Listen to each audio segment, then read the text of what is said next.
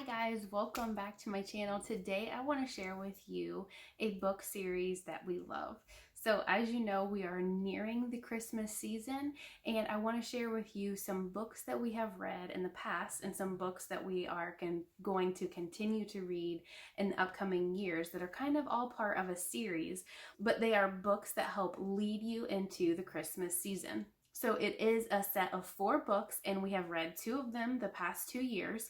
And we have the other 2 that we intend to read, one this year and one the following year. And they all kind of intertwine and intermix the storylines and the characters between all 4 books. We have loved the 2 books that we have read so far. And if the other 2 are anything like the books that we've already read, I can tell you we're going to love the next 2 as well. So let me share with you the books that we've read. So the first 2 that we have read are, we started with Jotham's Journey. Again, they are by Arnold, I don't want to pronounce his name wrong, Etriad, I think is how I looked up to say his name. I'm super not good with pronouncing names, but I think that's it. Excellent storyteller, just does an amazing job with holding the readers in, leaving cliffhangers, just excellent storyteller. So we read Jotham's Journey 2 years ago. Kids loved it, and because they loved it, and I'll admit the parents loved it, Joel and I loved it too. So because we enjoyed it, we followed it with Ishtar's Odyssey, and we read this one last year. Loved it as well.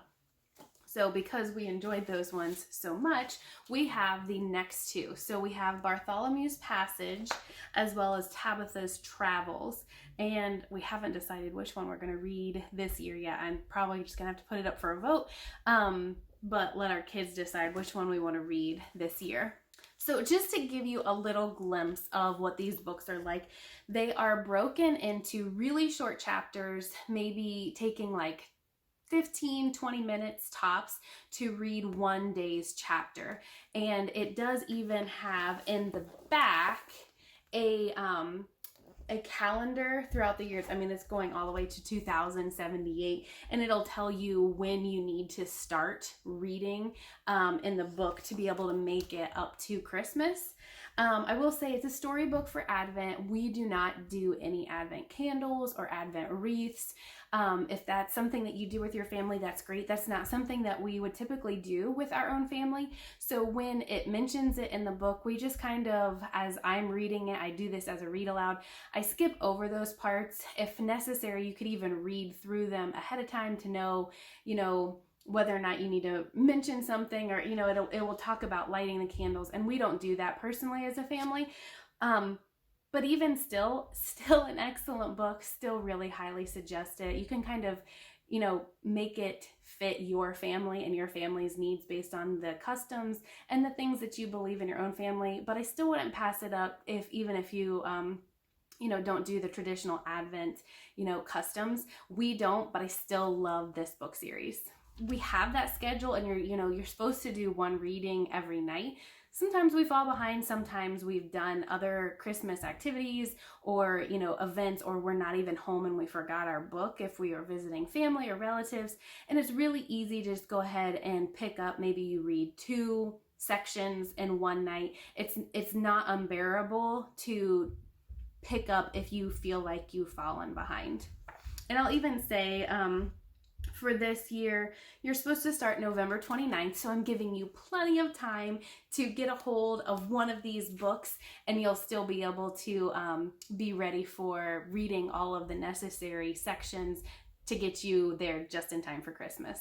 And it even ends with reading something on Christmas morning. So it's a fun way to kind of start your Christmas morning by finishing up the story that you read.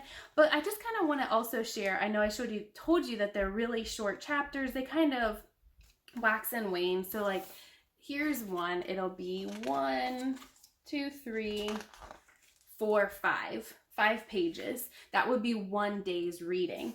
And you'll notice that at the end of each reading, you kind of have a devotional and usually some verses that you would read as well.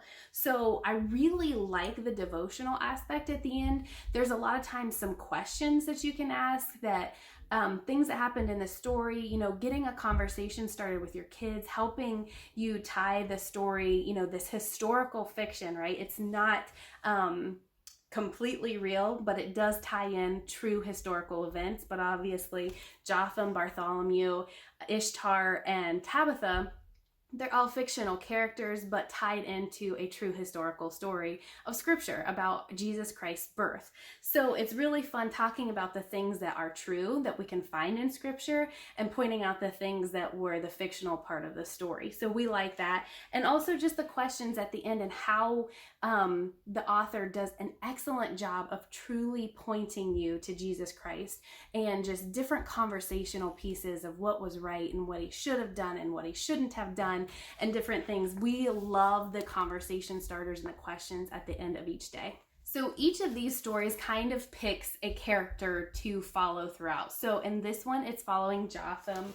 And the other ones, let's see, it's following Ishtar.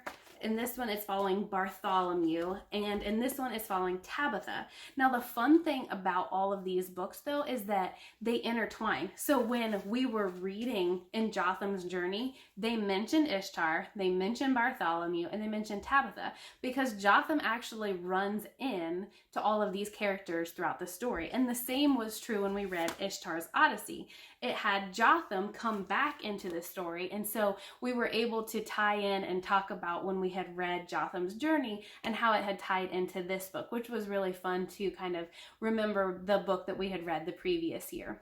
It also does a really great job of kind of intertwining into the true story of Jesus's birth. So we're talking about the wise men, we're talking about the shepherds, and we're ultimately talking about Jesus's birth in Bethlehem.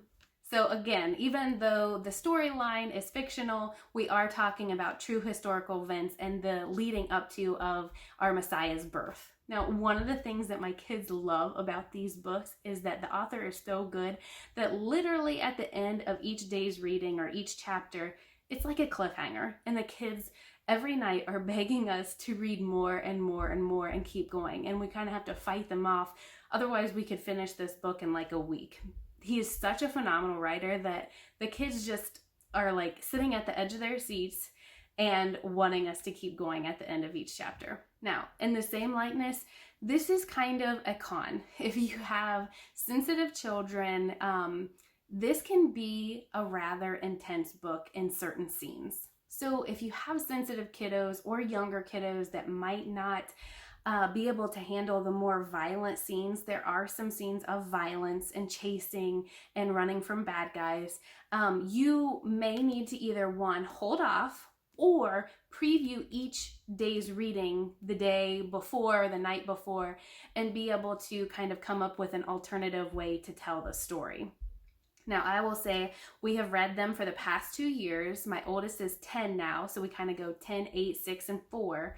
And my kids, although they are not super sensitive to many things, they have thoroughly enjoyed these books, and we haven't had any issues in our home. However, I do know some other families that have more sensitive children, and this might be more of an issue. So it just is something to think about when deciding whether or not you want to purchase, if you do have maybe kids who might be a little bit more sensitive to intense or violent scenes.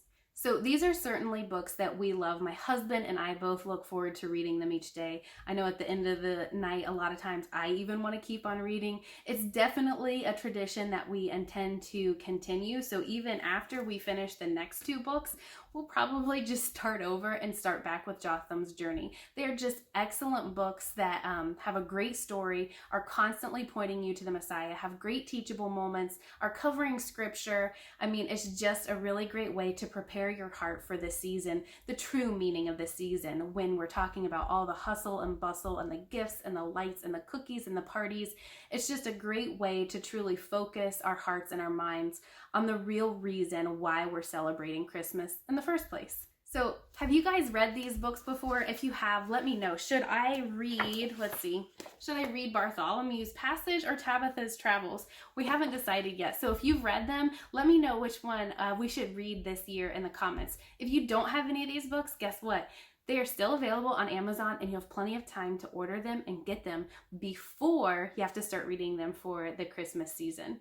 All right, guys, thanks so much for hanging out with me today and letting me share with you our favorite Christmas tradition books. If you guys have any questions or any comments, please let me know. I'd be happy to answer them for you. And until next time, guys, have a really blessed day.